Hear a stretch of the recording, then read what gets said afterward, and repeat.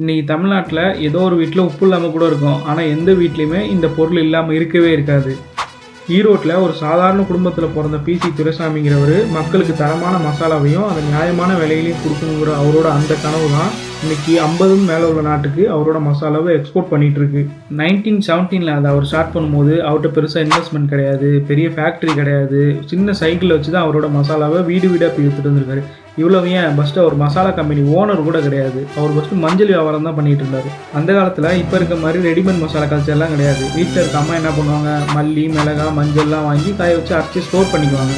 இப்போல்லாம் மிக்சரில் போட்டால் அது 2 நிமிஷம் வேலை, ஆனால் அப்போல்லாம் அது 1 நாள் 2 நாள் வேலை.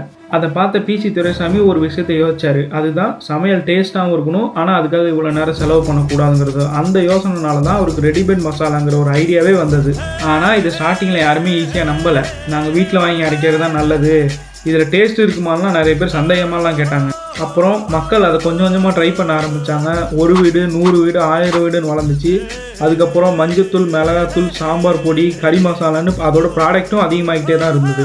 அன்னைக்கு ஒரு சின்ன யோசனையாக வந்த விஷயம் இன்றைக்கி இந்தியாவோட ரொம்ப பெரிய மசாலா பிராண்டாக வளர்ந்து நிற்கிது. இதில் ஃபன்னியான விஷயம் என்னென்னா, ஒரு காலத்தில் பாக்கெட் மசாலாவா அப்படின்னு கேட்ட மக்கள்லாம் இன்றைக்கி சக்தி மசாலா இல்லையான்னு கேட்டுட்டு இருக்காங்க.